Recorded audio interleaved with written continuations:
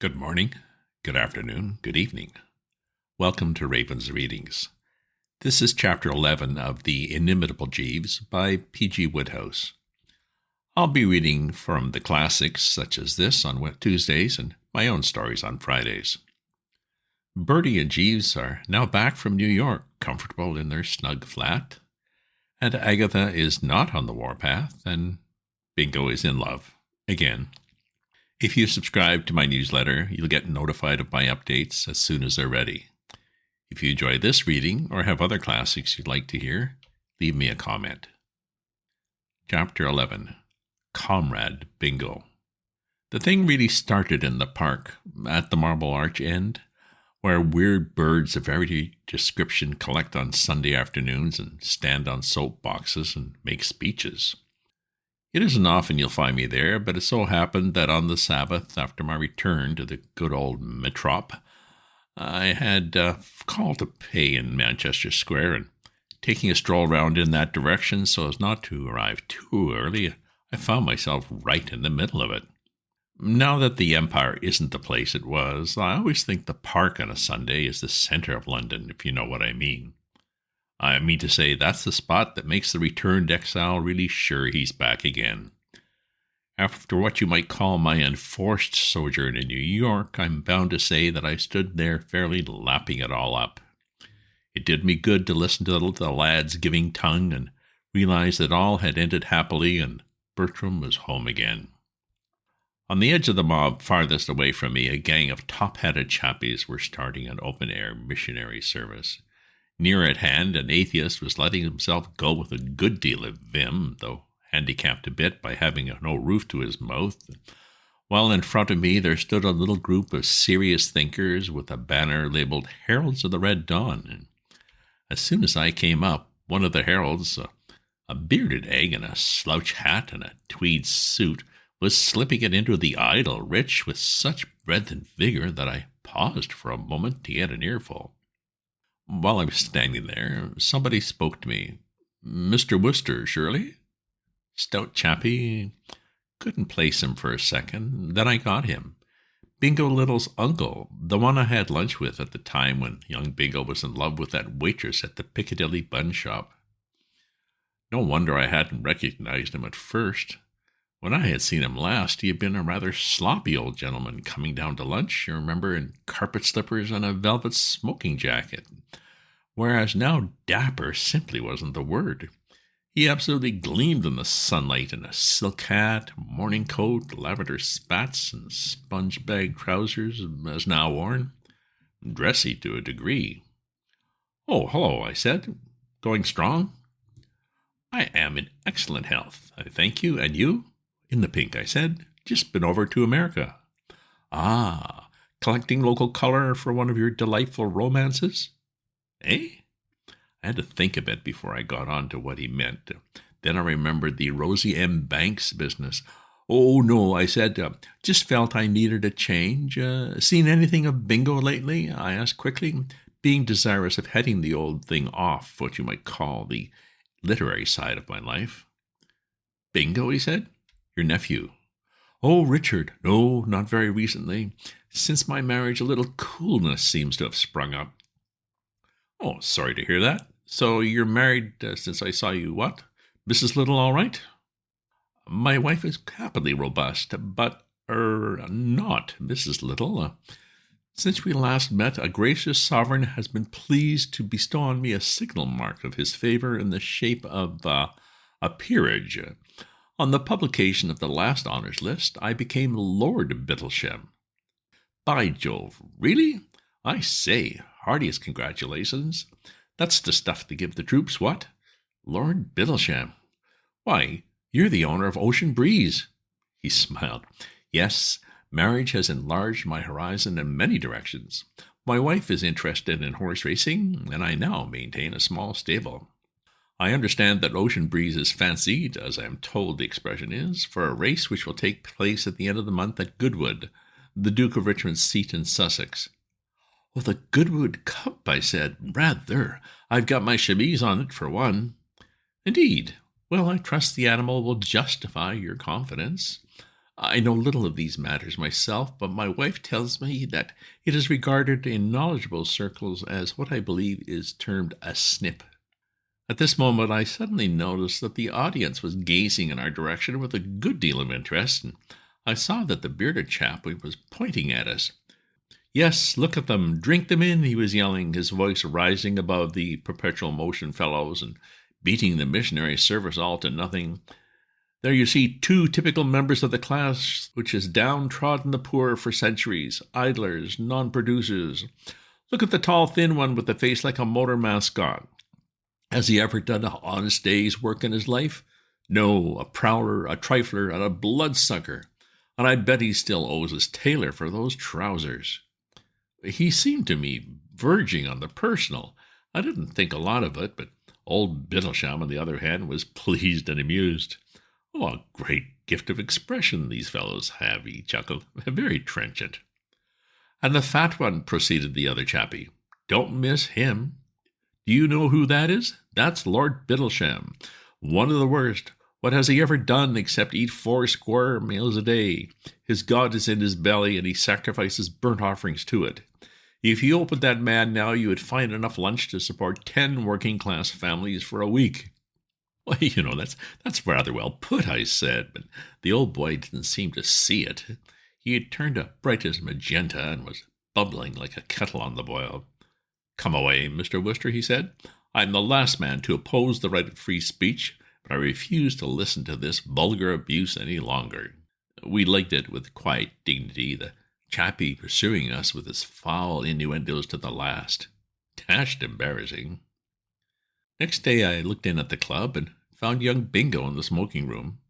"Hello, Bingo," I said, toddling over to his corner full of bonhomie, for I was glad to see the chump. "How's the boy?" "Jogging along. I saw your uncle yesterday." Young Bingo released a grin that split his face in half. "I know you did, you trifler. Well, sit down, old thing, and suck a bit of blood. How's the prowling these days?" "Good Lord, you weren't there?" "Yes, I was." "I didn't see you." "Oh, yes, you did. Perhaps you didn't recognize me in the shrubbery." "The shrubbery," I said. "The beard, my boy, worth every penny I paid for it. Defies detection. Of course, it's a nuisance having people shouting 'beaver' at you all the time, but one's got to put up with that." I goggled at him. "I don't understand." "It's a long story. Have a martini or a small Goran soda, and I'll tell you all about it. Before we start, give me your honest opinion. Isn't she the most wonderful girl you ever saw in your puff?" He had produced a photograph from somewhere, like a conjurer taking a rabbit out of a hat, and was waving it in front of me. It appeared to be a female of sorts, all eyes and teeth. "Oh, great Scott," I said. "Don't tell me you're in love again." He seemed aggrieved. "What do you mean, again?"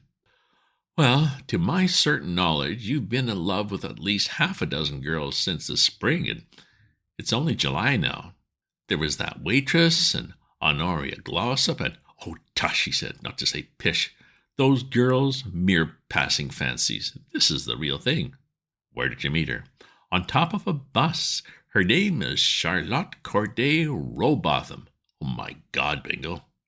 "It's not her fault, poor child. Her father had her christened that because he's all for the revolution, and it seems that the original Charlotte Corday used to go about stabbing oppressors in their baths, which entitles her to consideration and respect. You must meet old Robotham, Bertie, a delightful chap. Wants to massacre the bourgeoisie, sack Park Lane, and disembowel the hereditary aristocracy. Well, nothing could be fairer than that, what? Oh, but about Charlotte, we were on top of the bus, and it started to rain. I offered her my umbrella, and we chatted of this and that. I fell in love and got her address, and a couple of days later, I bought the beard and toddled around and met the family." "But why the beard?" "Oh, well, she had told me all about her father on the bus, and I saw that to get any footing at all in the home, I should have to join those red-dawn blighters, and naturally, if I was to make speeches in the park, where at any moment I might run into a dozen people I knew, something in the nature of a disguise was indicated.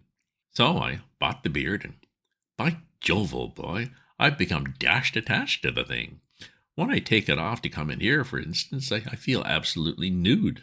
It's done me a lot of good with old Rowbotham. He thinks I'm a Bolshevist of sorts who has to go about disguised because of the police. Oh, you really must meet old Rowbotham, Bertie. I'll tell you what. Are you doing anything tomorrow afternoon? Well, nothing special. Why? Good. Then you can have us all to tea at your flat.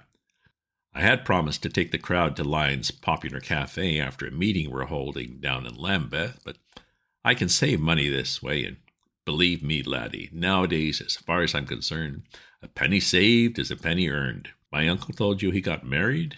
Yes, and he said there was a certain coolness between you. Coolness? I'm down to zero. Ever since he married, he's been launching out in every direction and economizing on me. I suppose that peerage cost the old devil the deuce of a sum. Even baronetcies have gone up frightfully nowadays. And he started a racing stable. By the way, put your last collar stud on Ocean Breeze for the Goodwood Cup. It's a cert. Well, I'm going to.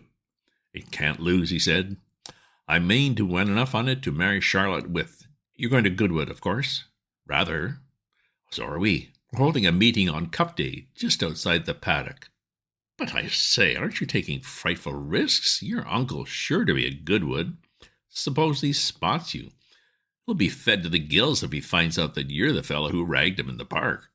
Bertie, how the deuce is he going to find out? Use your intelligence, you prowling inhaler of red corpuscles. If he didn't spot me yesterday, why should he spot me at Goodwood? Well, thanks for your cordial invitation for tomorrow, old thing. We shall be delighted to accept. Do us well, laddie, and blessing shall reward you. By the way, I may have misled you by using the word tea. None of your wafer slices of bread and butter. We're good trenchermen, we of the Revolution. What we shall require will be something in the order of scrambled eggs, muffins, jam, ham, cake, and sardines. Expect this at 5 sharp. But I say, Bingo, I'm not quite sure. Yes, you are, silly ass. Don't you see this is going to do you a bit of good when the revolution breaks loose? When you see old Rowbotham sprinting up Piccadilly with a dripping knife in each hand, you'll be jolly thankful to be able to remind him that he once ate your tea and shrimps. There'll be 4 of us, Charlotte, self, the old man, and Comrade Butt. I suppose he will insist on coming along. The devil's Comrade Butt? Oh, did you notice a fellow standing on my left in our little troop yesterday? Small, shriveled chap, looks like a haddock with lung trouble. That's Butt. My rival, dash him. He's sort of semi-engaged to Charlotte at the moment. Till I came along, he was the blue-eyed boy. He's got a voice like a foghorn, and old Rowbotham thinks a lot of him. But hang it, if I can't thoroughly encompass this Butt and cut him out and put him where he belongs among the discards, well, I'm not the man I was, that's all. He may have a big voice, but he hasn't my gift of expression. Thank heaven I was once cox of my college boat. Well, I must be pushing now. I say, you don't know how I could raise 50 quid somehow, do you? Why don't you work? Work, said young Bingo, surprised. What, me? No, I shall have to think of some way. I must put at least 50 on Ocean Breeze. Well, see you tomorrow. God bless you, old sort. Don't forget the muffins.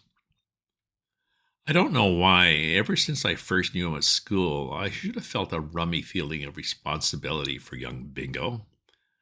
I mean to say, he's not my son, thank goodness, or my brother or anything like that.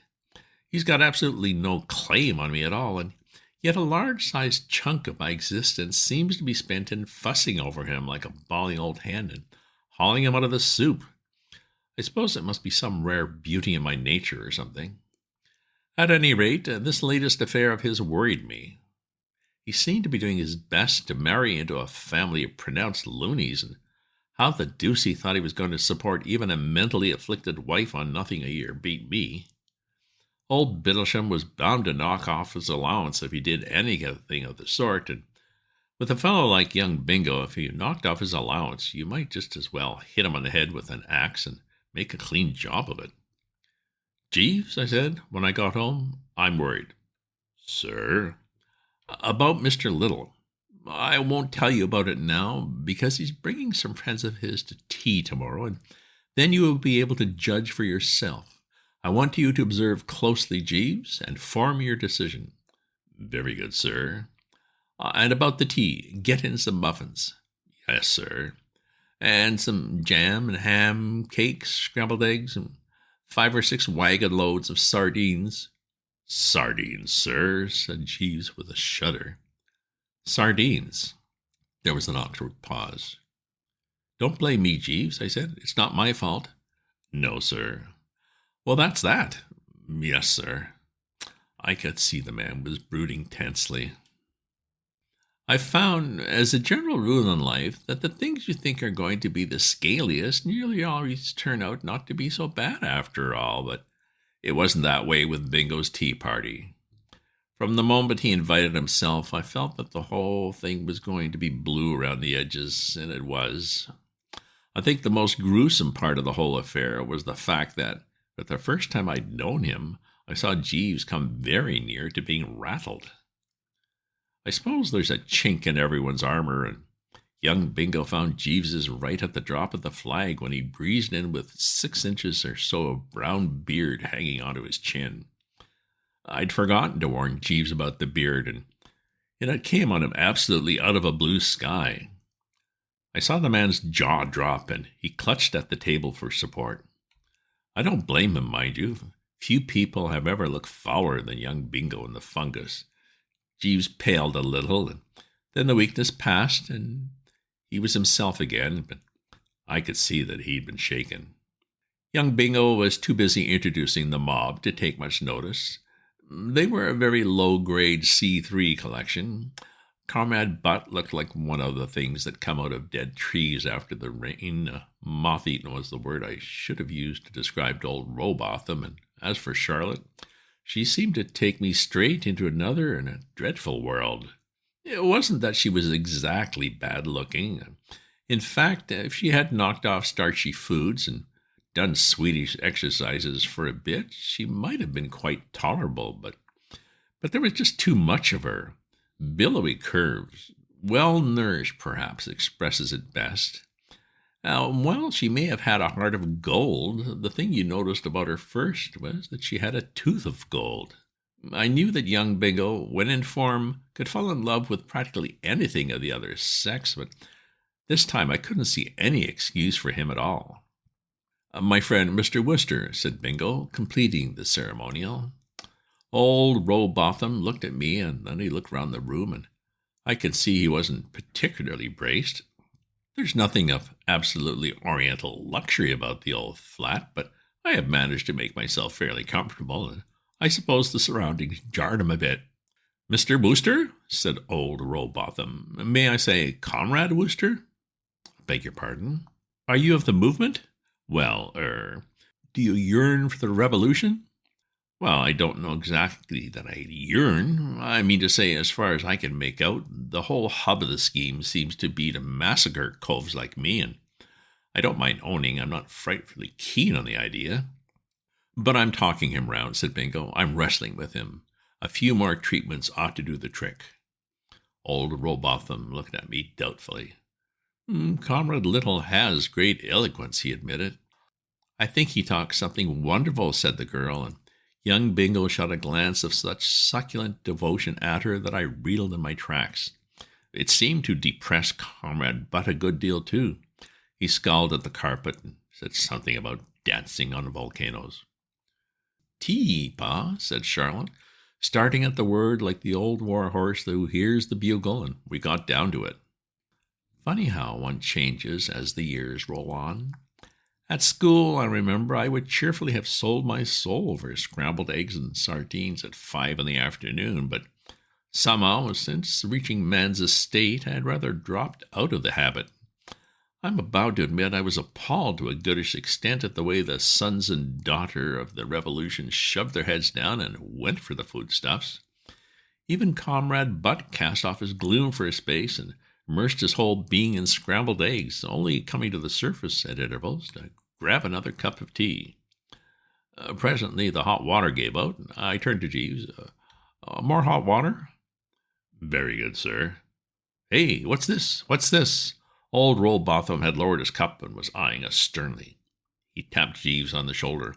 "No servility, my lad, no servility." "I beg your pardon, sir." "Don't call me sir, call me comrade.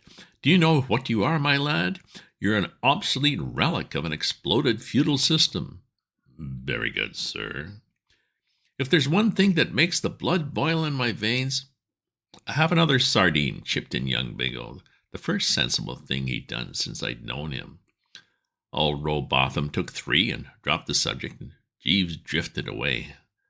I could see by the look of his back what he felt.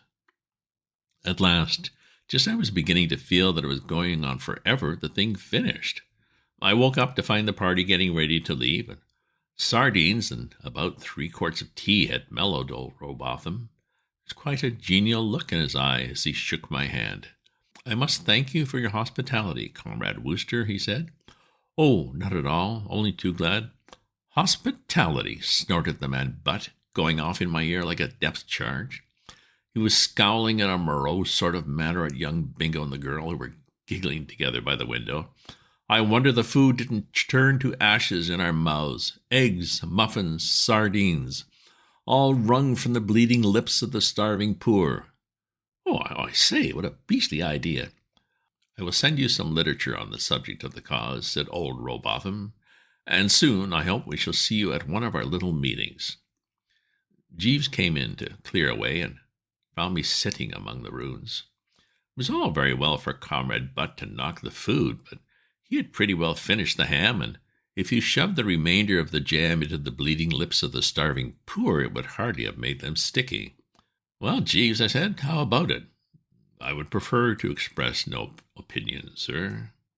"Jeeves, Mr. Little is in love with the female." "So I gathered, sir." She was slapping him in the passage. I clutched my brow. "Slapping him?" "Yes, sir, roguishly." "Great Scott! I didn't know it had got as far as that. How did Comrade Butt seem to be taking it? Or perhaps he didn't see?" "Yes, sir. He observed the entire proceedings.